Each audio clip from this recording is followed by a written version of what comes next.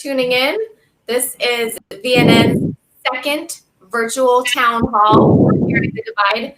We are so thankful for everyone tuning in.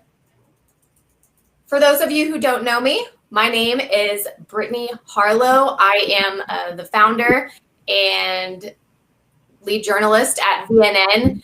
Joining us tonight are other VNN journalists from across the country. I'm going to get to you guys in just a minute. And we're just here tonight to kind of follow up with our first town hall that we had in January. Actually, 4 months ago, exactly to the day. I really did not plan that out that way, but it just happened to work out that way. So we're all, kismet, or whatever expression that you want to insert there. But we are a social media network that was designed exclusively for verified news. So we've been studying and researching verified news for the last 3 years using a social media platform. A lot of that has been market research done through VNN's plugin app. I was a journalist for a local news talk radio station here in Tulsa, where I now am with VNN Oklahoma. And I did that for a year before working in television news for 3 years. And I left that a few years ago to start at VNN because I saw a lot of issues with mainstream news, traditional news, as well as social media. So I thought that we could go ahead and create an amazing hybrid, and here we are. Last year, I was so blessed to be able to expand our network nationwide, and that brings us to our fellow journalists that we have tonight all over the country. We're going to start with Rachael. Rachael, why don't you tell us a little bit about yourself? Hi, everyone. My name is Rachael Schuit. I am the Michigan journalist. I live in Traverse City, but I cover things throughout the state. I just started at the end of last year. I worked in TV news for 3 years before, and I decided to join VNN because I had an interest in getting over to the digital side, since that is where things are going, and I like VNN because it still allows me to do video stories, which are my favorite stories. Awesome. And so one thing that I wanted to kind of talk about, in addition to introducing yourself, and I'll kind of swing back around to me after we're done. Rachael, we had kind of talked before about potentially, journalists are facing a lot of problems these days. What do you find as the hardest issue that you're facing right now as a journalist? I think for me right now, I really like being a journalist. One of the things for me is because we are all, right now, one person in each state, it's deciding what to cover, trying to get things up in a timely manner, but I'm always having to remind myself that I'm the only one in Michigan. So it's really just, for me, I think, just making a determination to cover stories that are important and aren't being told, and making sure that good information is getting out to people. Awesome. Well, you obviously at VNN, we're very lucky to have you. You work really hard, and we are so appreciative of everything that you do. Down below, O'Neill has been with us since expanded nationally. To tell us a little bit about what you do with VNN and the hardest things that you feel face you right now as a journalist. Yeah, absolutely. So like Brittany said, I came on kind of right off the coattails of the 2020 protests. That's kind of when we start discussing and things like that, and when she was kind of building up and expanding. I don't know if I said it, I'm out of Texas, specifically in Dallas.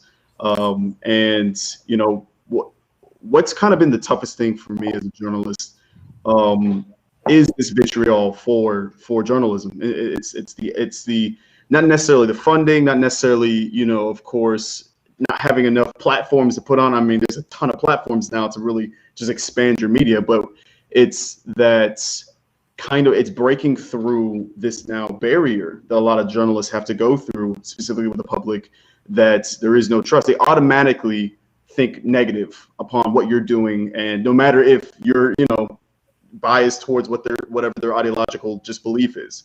It doesn't matter anymore. It's if you are claiming to be a journalist or you claim to report news, it's fake. So that's been tough. For sure. Joining us at the bottom right there is David. David is our newest VNN journalist on the other side of the country over in Massachusetts. David, why don't you tell us why you joined VNN and the struggles that you have faced so far as a journalist? Thank you, Brittany. Hi, my name is David. I am the journalist based in Massachusetts, specifically Worcester, Massachusetts. For those that might not quite be aware, Worcester is the second largest city in Massachusetts after Boston, of course. I'm sure most of us have heard of Boston. But I really wanted to join VNN, and I'm excited that I've gotten the opportunity to join VNN because at heart, I really believe myself to be a storyteller, and I love that aspect of being able to be a conversationalist at times and interview people and dig deep into their stories. But as well, I love that flexibility to be able to tell stories in print form by writing it stories as well. So I really think VNN is really innovative in changing the game with how journalists are able to tell stories in the first place. And a little bit before I joined VNN, I was a sports broadcaster for my alma mater, Bridgewater State University. So I try my best, to tell stories that, uh, highlight what's going on locally with athletics and sports. But I really enjoy human interest stories and a variety of other stories, but I just love the flexibility and the flexibility of VNN. Now, you have been with us since December, and obviously, there's a lot of struggles with journalists right now, especially if you're not with a non-traditional network.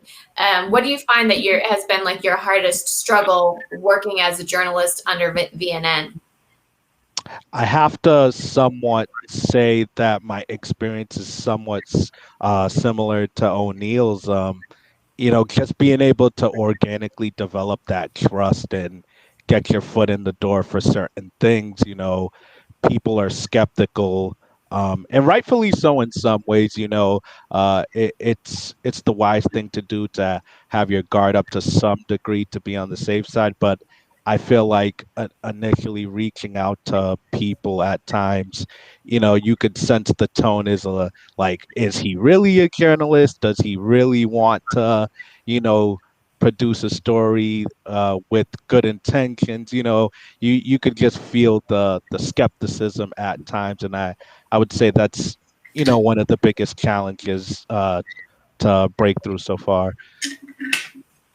And so for me, I have found that even when I was working in traditional news for a long time, I've noticed that exact same thing. It's like there is a lot of distrust. There's a lot of, and we talked about this a lot during the last town hall that we had. And as you said, David, it is rightfully so. Like media has, consolidated. There's been a lot of jobs that have been cut. There's been a lot of, getting away from that initial news service to the people. And, once people realized, advertising and, we can make money off of this, ever since then, it's just moved in that direction. And so now here we are in 2021, and it's really out of control as far as why people get into media ownership and why and how, and focusing on the profit instead of the people. And you can tell a lot. And, so many decades later, sensationalism, the things that drive those clicks, those eyeballs, they're not helpful to news consumers, the people that we're, our audiences. And so for me, the biggest trouble I face as a journalist is the lack of support from all of that, from public support. It kind of is now, a bad thing to be a journalist, because we have, so many ulterior motives. But then you have us who are at like the bottom, the grassroots, telling stories in our communities, and we kind of fall under that same umbrella. And that is something that I feel like a lot of people struggle with distinguishing us from, is like that whole news media or the news industry. And so, but that of course it's partnered not just with a lack of public support, but there's that lack of monetary support as well. Like, I could speak all day about when I was a journalist in traditional news and how little I was paid and how many hours I worked and how overworked I was and underpaid I was. And that is how it is for a very long time. And not to mention like the emotional strain of this kind of a job. And so it was really hard for me. And a lot of people do quit the industry after a few years to go into PR or other media, related fields, or maybe just completely go away from media. But I didn't want to do that. And so that kind of brings me, we're about, 12 minutes in or so, and I don't want to keep anyone waiting that is tuned in to listen to our big announcement, because I made a really big deal about it, because it really is a huge announcement that we've been keeping under wraps. And we've been taking as I mentioned, our research for the last few years, our feedback from our previous town hall, and our feedback really along this entire process. And we've rolled it into one new big idea, which we're really excited to announce for the first time publicly tonight, for all of our most faithful and loyal followers for the last few years. You're familiar with Plugin, the app that we had for Android and iOS. Well, through that testing that we've done through that, we've learned a lot, and we are really pleased to announce that for the last 6 weeks or so, we have been building a new app. And so this is actually going to be replacing VNN's plugin app. It's going to be what's called a progressive web app.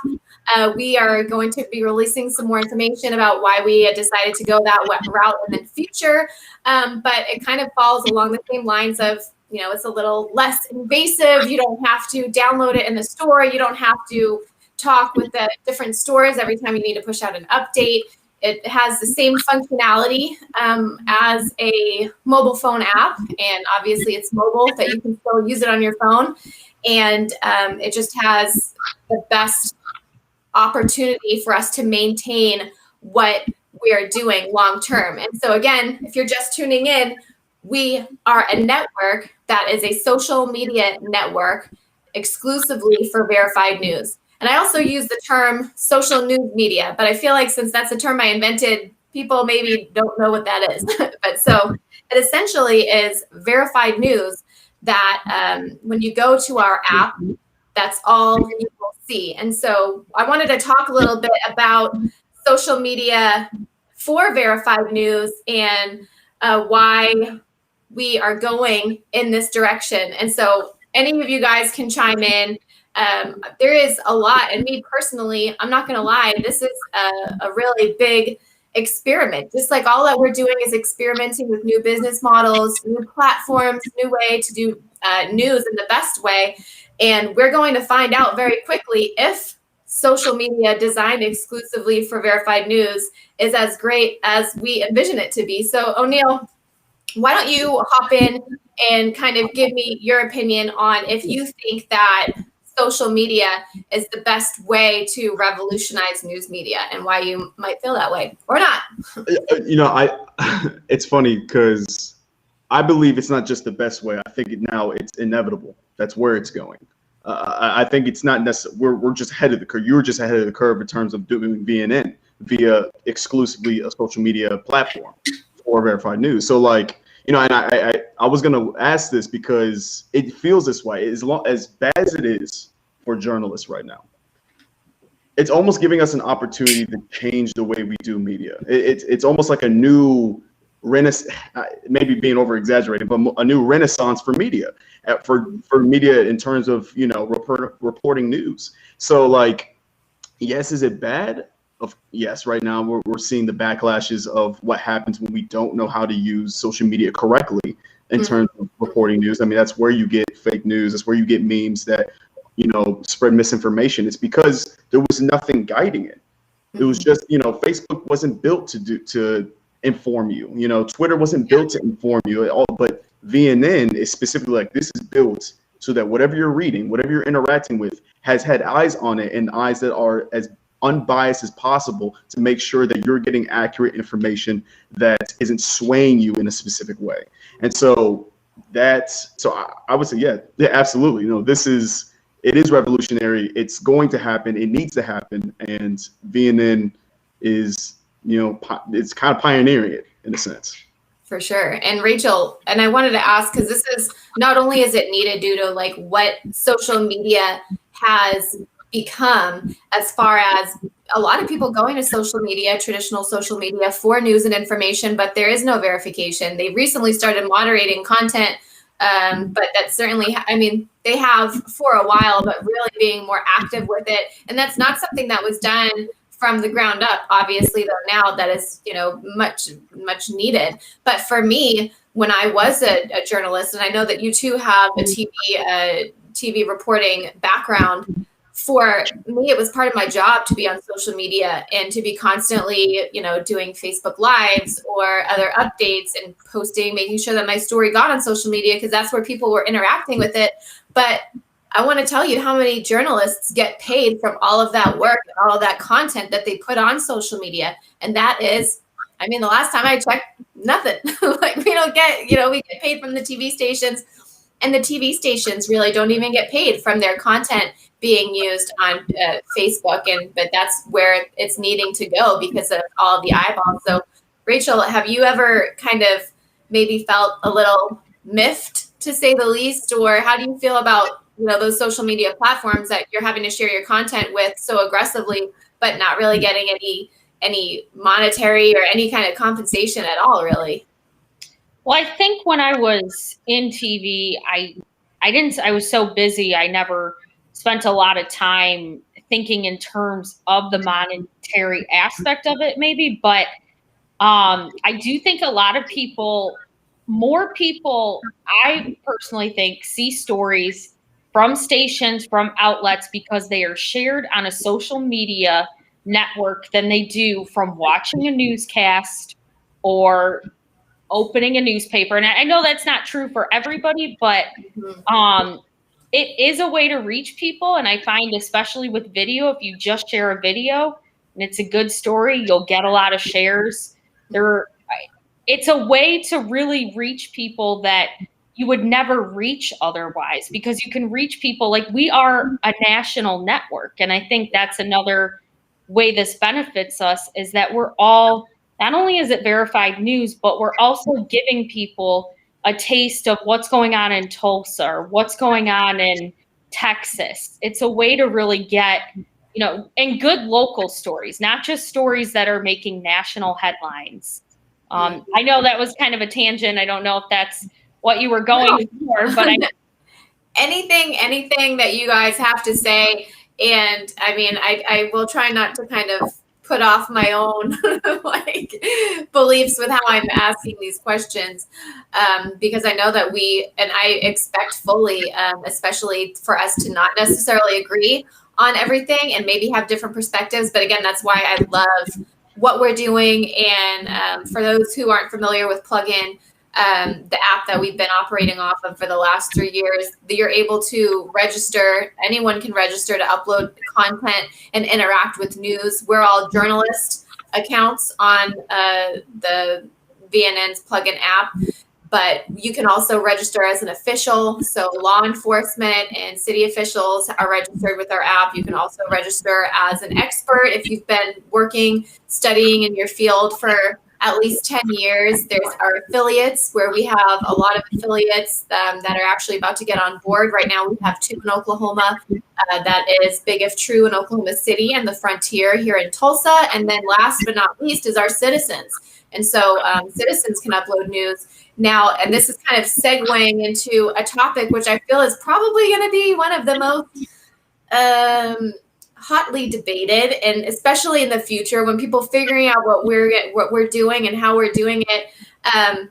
I'm going to open it up after I kind of explain what it is and what we're doing to you, David, as maybe someone who hasn't been in it as much as everyone else, kind of using this platform and how it's going to operate. But we are going to be moderating our content, especially when the new app goes live in the coming weeks, that we are going to be moderating to make sure that news and content is factual. We're going to be making sure that we are curating a positive environment in our comment section, which I feel is very important because, traditional media, it's like, don't read the comments. And it's like, you're on social media, but you can't read the comments because they're so terrible. A lot of those comments, especially the terrible ones, aren't going to be permitted on our app because, we're not going to allow that the violence, the hate speech, the bullying, harassment, because we do want a positive environment for dialogue. But David, what do you see? I mean, what do you think? Is that a good idea to moderate that? I know obviously we're going to get a lot of pushback from people talking about their First Amendment rights and their freedom of speech. And so what do you think about how we're tackling this problem? No, I think this is a great topic to discuss. And I think you hit the nail right on the head when you said, many people will give pushback and feel like they're being silenced and, they're being filtered. But, I think it's kind of a double-edged sword, but ultimately I think that we're in a society that kind of needs to be filtered in certain situations because let's be honest, a lot of people, get to hide behind the screen and think that means say what you want, and that's not okay. So I think it's a great idea to have moderation, and I think the key word there was positivity. I think so far VNN and all its journalists have done a good job of not just focusing on news stories that will incite fear or make people paranoid. I think collectively positivity is ingrained in the organization and all the journalists. So I think having moderators and filtering like that just reinforces positivity because I really think it's necessary for, people, especially being isolated a lot, reading the news, that they get a taste of good news as well as, the hard news that's out there. Do either one of you guys have anything that you want to weigh in on moderating content in the comments section? Yeah, absolutely. It's in terms of moderation, I feel I need the people to really understand that without moderation, it will just turn into what you hate with fake news anyways. I think we as a public don't understand the power of, if you have people saying slurs, or if people repeatedly saying misinformation when it was clearly either debunked or shown either through science or whatever it may be that it's false. So he's just willingly spreading misinformation within the comments.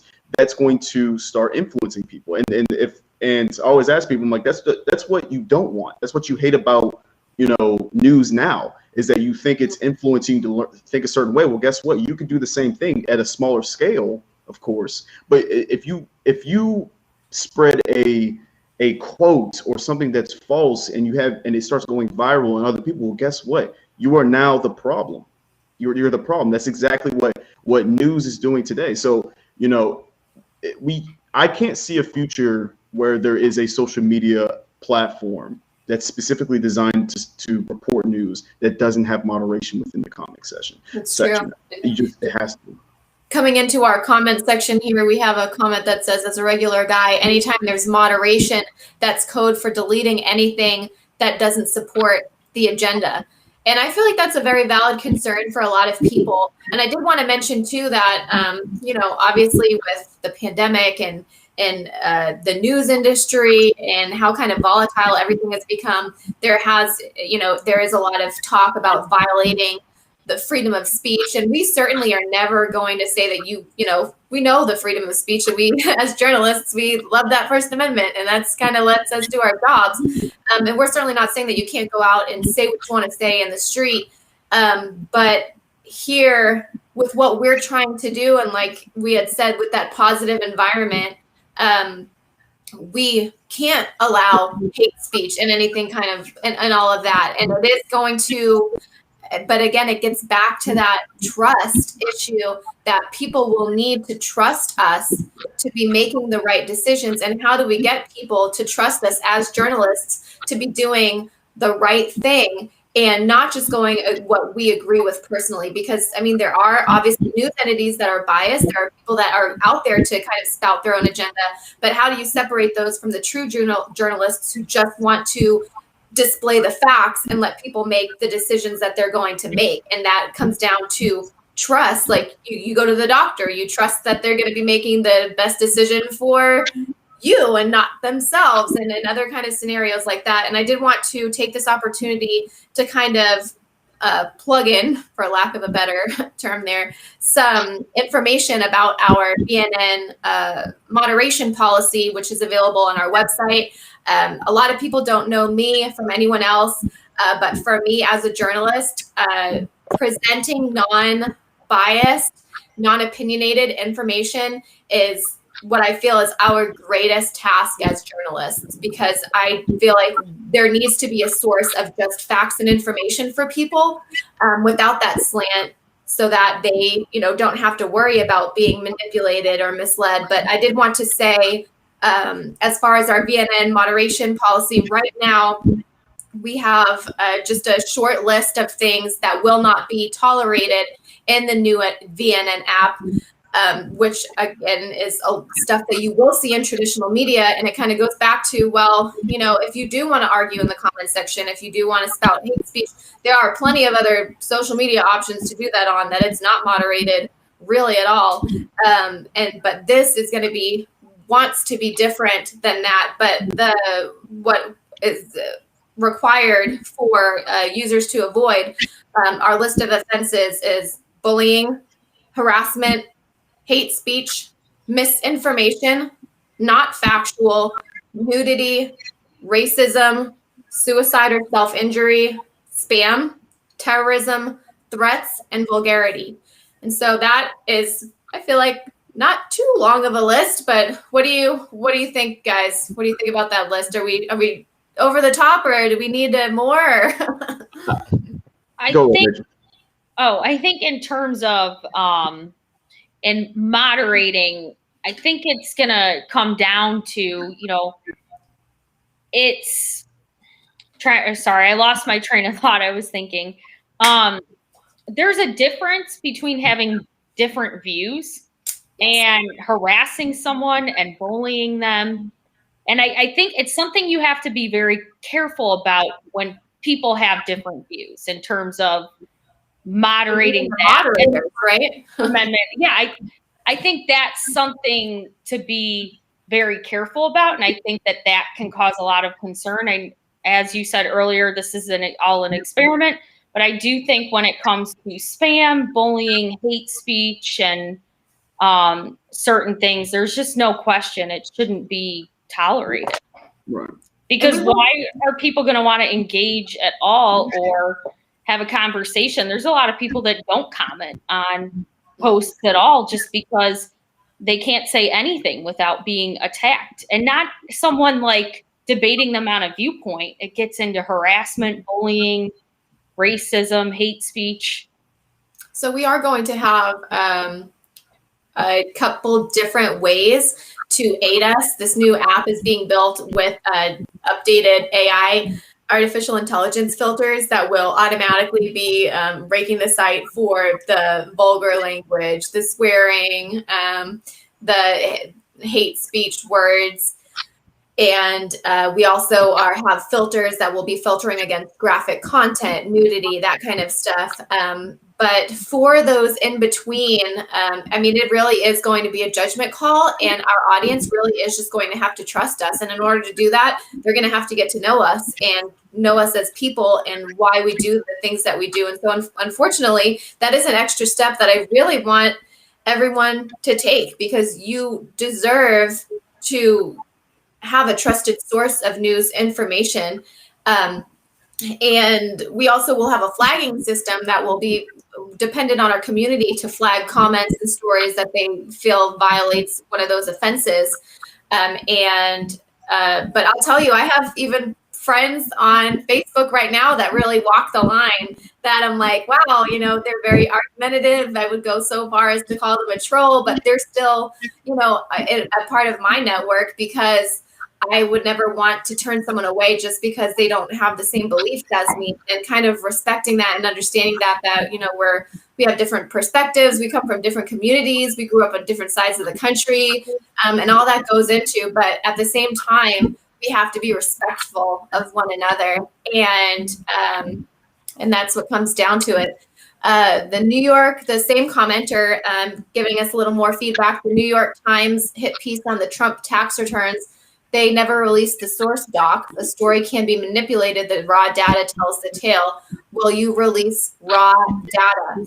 And so with all of our news stories, I don't really, it kind of gets back into the trusting of our journalists. I have released stories where I had anonymous sources, but a lot of the times I won't. It really depends on the situation. And as far as, I can't speak for the New York Times, of course, but for us, we do try to verify the same amount of information with 3 different sources. And so, of course, and another thing is, we're not just holding our journalists to those standards. We're holding every user on our platform that uploads content to those stringent journalistic standards. And those are also available online. But for me, I don't know. I personally don't release data like that, because I mean, again, a lot of people will, you know, release stories and kind of touching on Trump again, you know, how that the calls, I believe it was in Georgia, where they had a news network had published saying that he had said things and that the phone call was released, and it turns out that they didn't. It wasn't what he said. And so I think it's very important for journalists to obviously have their own opinions, but even more important is to keep them to themselves, because they won't be trusted as a non-biased news source if their opinions are public. It's been like a long-standing tradition for all the journalists that I am close with and work with, that once you become a journalist, you give up your personal opinions publicly. Obviously, we're not robots. We still think what we think, but that should never deter us from saying the truth. And in the case of those phone calls, I would want to hear that phone call for myself, or I would want to see those documents for myself. Katie says, you're working to foster a community of honesty and respect. Each platform has a culture of its own. It sounds to me like VNN will stand out as a positive space among a sea of negativity. Well, thank you, Katie. That is surely what we are trying to do. And again, also, I think another important thing to mention, because we're talking about verifying things and accuracy and everything.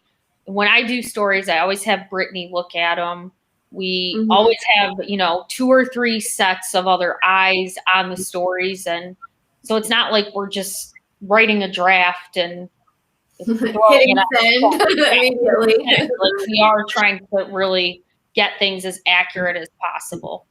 That's very true. That's very true. And I think that's something, again, I've been doing a lot of research into getting, trusting news and restoring trust in news. And it's really important.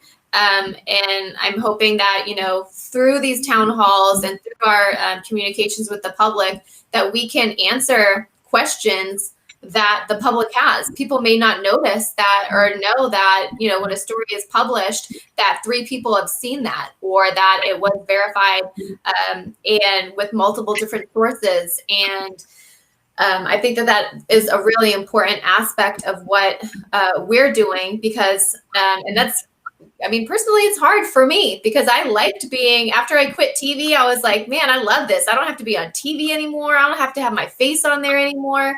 I don't have to be in the spotlight personally. I can just tell my stories. But the truth is that we can't just tell our stories in a bubble. We have to be a part of our communities, working in them, out in the open, getting people to know us as much as possible, because that's what is going to get that trust. If people know you, then they will be able to trust what you're saying. And a lot of the times people won't trust you if they don't know you. And it seems like such like a duh moment, but it's really, I was in a meeting the other day and I had heard some crazy statistic, like only 15% of people polled in this massive survey said they knew a journalist.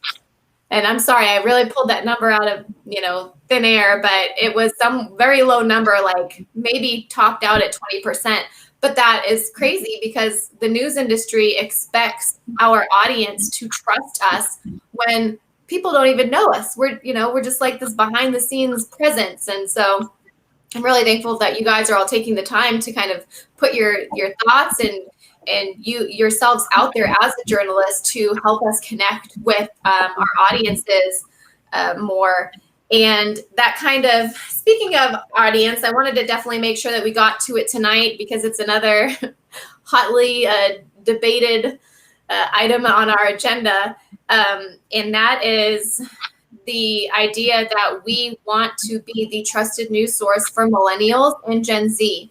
And so that is something that I've gotten some negative feedback about. I've spoken with other traditional news networks in the past that think that is not a good demographic for news, that, their target audience should be older, wealthier homeowners, and that's the only people who care about news. And through our research, I found that not only are millennials and Gen Z the most likely to get involved with news and want to be a force for change, but they are, interacting the most on social media, and they are really willing to take a chance. O'Neill, you I gotta touch on that because I've heard that before, and it makes me roll my eyes because first off, we need to stop thinking that millennials are still like 18. The oldest millennial is 40. So they're adults and things like that. Like myself, I'm one of the younger millennials. I'm 26, but like you're absolutely right. I've called my generation the generation of activists, and now I'm actually going to place that into Gen Z because they have been more activist than we've ever been. Yes, ever been. So I mean, just think after the Parkland shootings. I mean, these kids are engaged, and you're absolutely right. And I think that I know for myself. Growing up, I didn't watch MSNBC, CNN, Fox News. Like we're not watching that anymore. So now you're seeing a generation that is not relying on mainstream media. They're relying on Twitter. They're relying on IG. They're relying on. I actually did a poll on Instagram, and I asked, "Where is everyone getting their information?" And I would say around like 85% of them said social media. And of course, everyone, they're more around my age, and so. Absolutely. No, that in my own opinion, I think that's very archaic. I don't know what news sources think that's true or not. They are behind the game. I mean, they're like Blockbuster. Yeah. And fortunately, that is where, and I want to say that's because that's where the money is. Like a lot of people think that's where the money is, and that maybe Gen Z, especially the younger of the two audiences, isn't worth investing in because they don't have a lot of money, and they aren't. But I mean, even that's not true because they are not only is Gen Z and the younger millennials spenders, but they're brand loyal. They care about the social issues that their company, that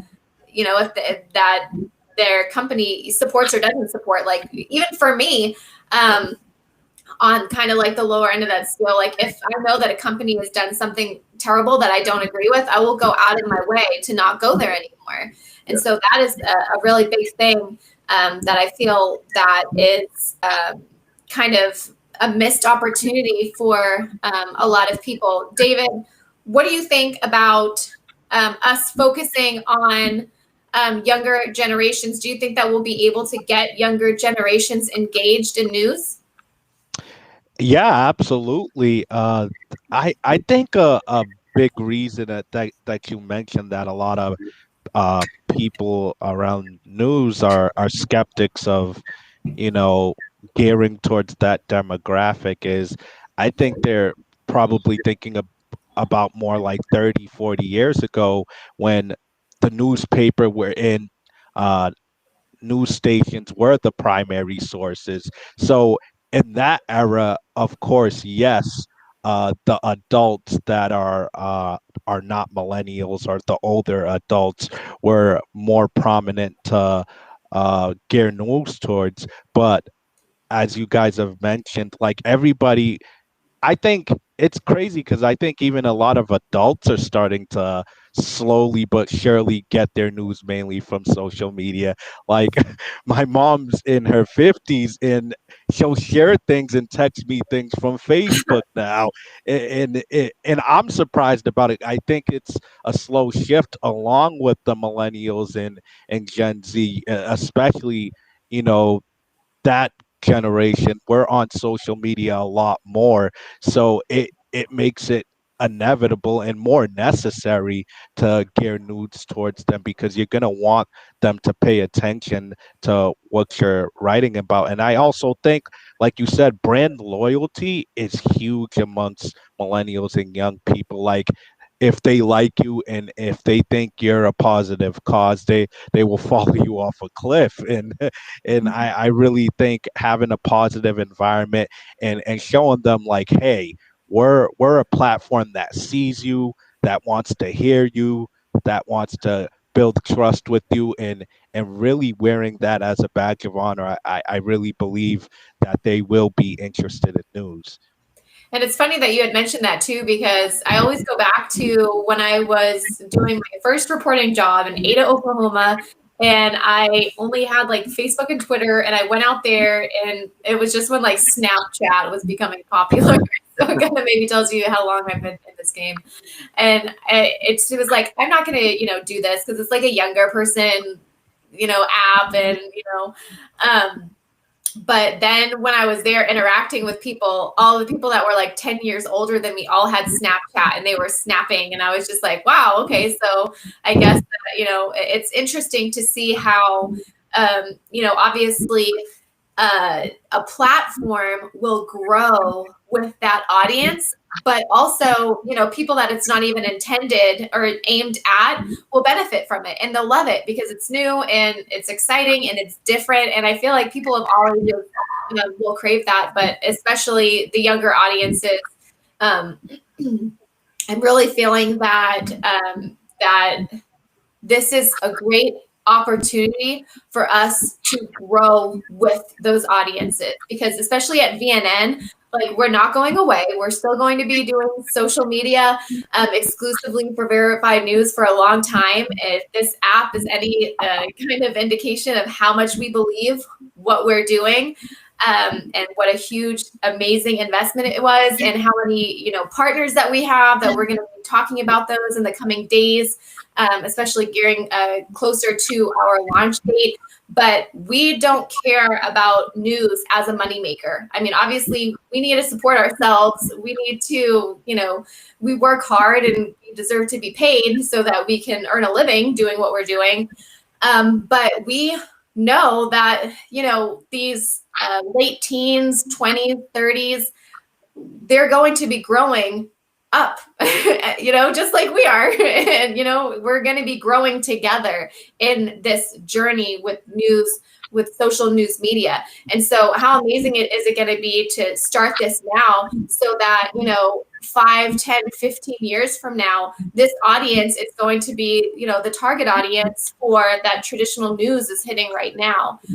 And I definitely feel, especially, that these younger audiences kind of feel a responsibility with kind of how social media and just the world and everything seems so out of control. And social media obviously has its negatives, but it's brought a lot of positives. It's connected communities and places in the world that were never connected before. And there's there's not going to be any secrets anymore. We know a lot of stuff that we didn't know before. And I feel like all of that has kind of compounded this pressure onto these younger generations because they know that this is what they're going to inherit. And they're taking the time to watch these documentaries on Netflix. So look at what's going on Hulu and see what is happening to their planet and their world. And they're like, well, dang, these older people messed everything up, and now we are going to have to clean this up in 20, 30 years. Like, what are we going to do? There's so much to know. And so, again, it kind of circles back.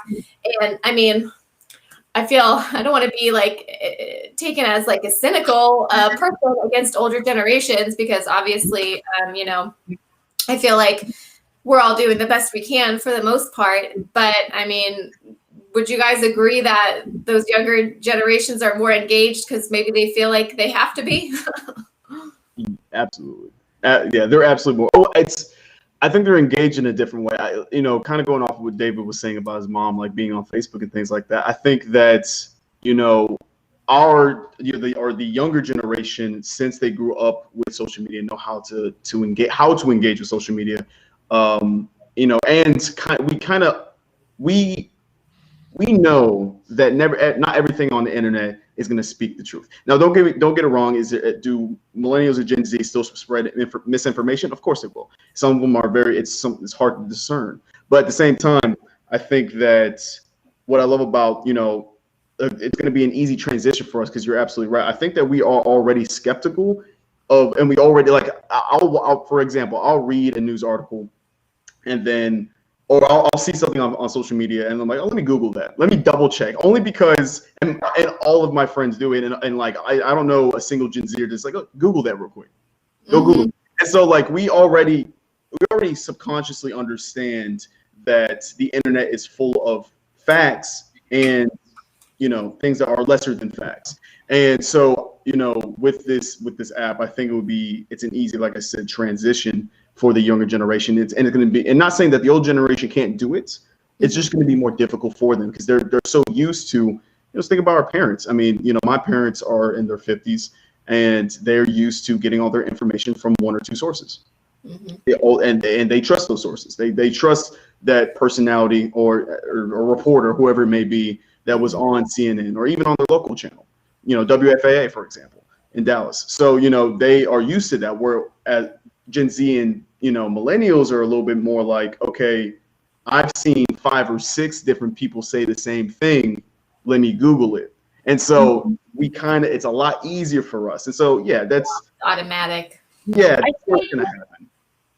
I think too, it comes down to there really isn't, I guess, there's not really a news home at all for millennials and Gen Z. I still will turn on TV news. I still read newspapers, but I think a lot of that has to do with having been in journalism and having been interested in it for so long. But I don't think a lot of millennials and Gen Z think at 5 o'clock, let me turn on the local news channel, or, let me sit and read the paper in the morning before I go to work, or before I turn on the news while I fall asleep. Like, it's just not, they're not already connected to that. So getting them into something like this that's easy and it's right at their fingertips is going to be much easier.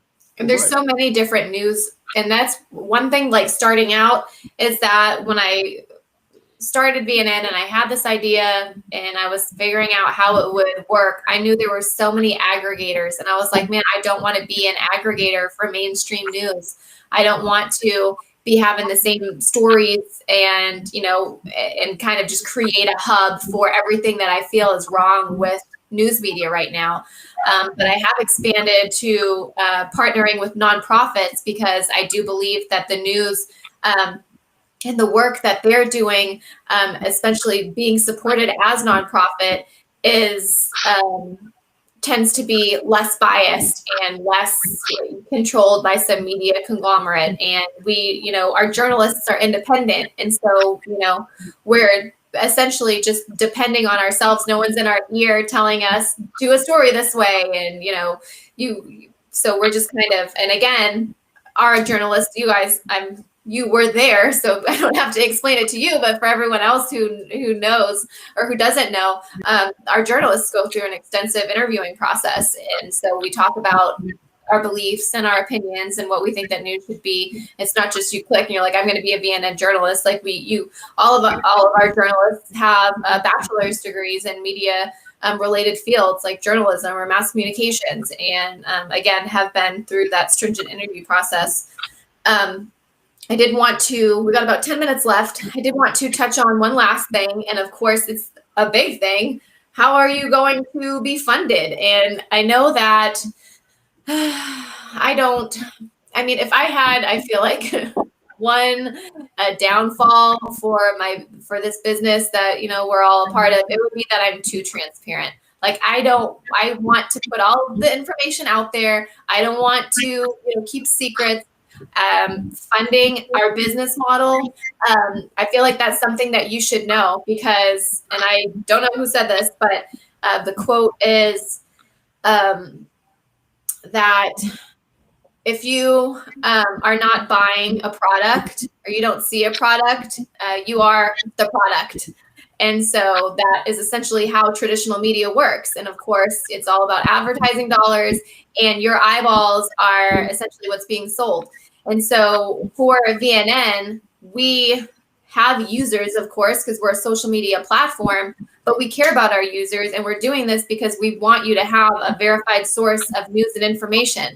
And so we do have a different, when you go on to like traditional news websites, it's incredible. It's like, where's the story of being like pounded by like a million different ads? And it's like there's ads on each side, and then you go and there's ads between each paragraph, and there's something scrolling across the street. And it's like, unfortunately, that's the way a lot of news media has had to become. But for us, we've been making money for the last 2 years that we've been doing this through sponsored news services, through offering our media expertise to local businesses and organizations. But unfortunately, we can't do it with just that. We can't do operations just depending on our local businesses. I mean, especially during a pandemic, I don't know. I have to tell you how hard that has been, because the first budget that is cut is marketing and advertising. And so it's been a struggle, but it's been, very indicative that we have to have a very diverse mix of funds coming in. So in addition to our sponsored news services, that you can find more information about online, that are essentially our journalists will come out and tell your story about your business, and or if you're having an event or something about that makes you unique. We don't do sponsored news about controversial issues. That is something we, will do on our own or through other funding revenue mechanisms that we're going to have in place with this new app. We are going to have ads, but they're not going to, punch you in the face repeatedly when you're trying to, read a story. We're also going to allow businesses and organizations to fund sections of our app and news stories ourselves. And I feel like that is a conversation that is important to have, and it could take up its own hour, but I just wanted to squeeze it in there as kind of like something that we touch on. But it shouldn't be like a dirty word, getting paid, like we're doing something wrong, like we're working, so many hours to put out content, but it's like, oh, that's sponsorship or advertising revenue. It's not like we're walking down the streets telling stories and people are like, let me give you my money. Like, thank you so much for everything you're doing, or that we're funded like by the government or anyone who could benefit from news and information. It's so important. But the problem here is how we fund ourselves, how we fund our operations. And, it's easier for us because the money just goes directly to us and to fund ourselves on this platform. We're not like lining the pockets of like billionaire media conglomerates or, private equity owners or anything like that. Like, the money that we receive it pays for the app, and it goes right back to our contributors, which is something new. So if anyone wants to chime in for a minute about what they feel, asking for money for your work or any of that, feel free.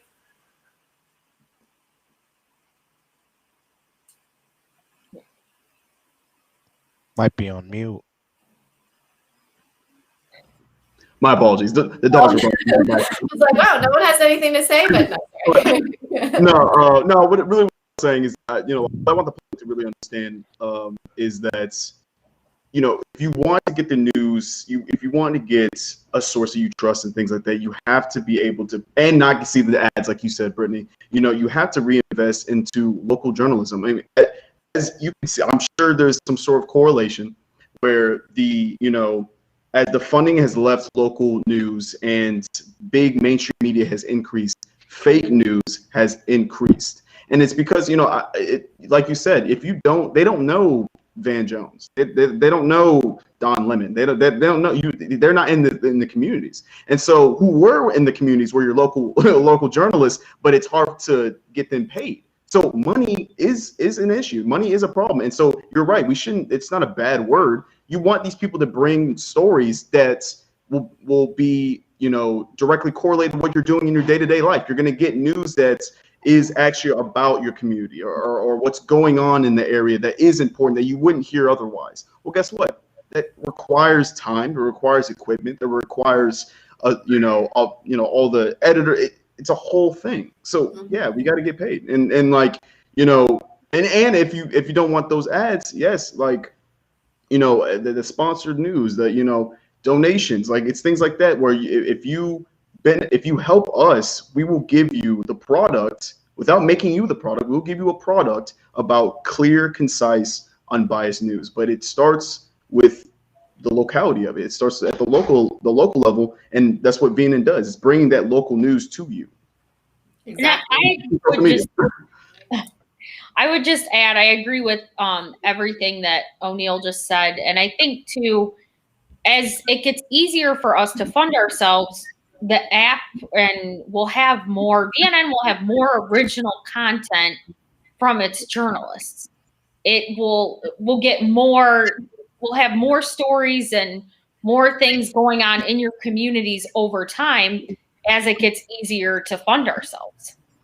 That's right. And again, it kind of circles back to that initial point of the contributors. And, if social media is so, it's no argument there anymore that people like to be social. People like to interact. They don't want to just be told news. They want to comment on it. They want more information. They want to share their opinion. And that's something that I feel is very important to humans all over the country. Of course, our app is just going to be in the US until we go global one day. But I feel like that is, like you had said too, O'Neill, before, the next step in this cycle, in this news cycle in social media now that it exists. But on the other hand, the contributors should be the ones, the content contributors should be the one benefiting from their content. And so we're definitely going to be working on a lot of different scenarios, and it's not just us.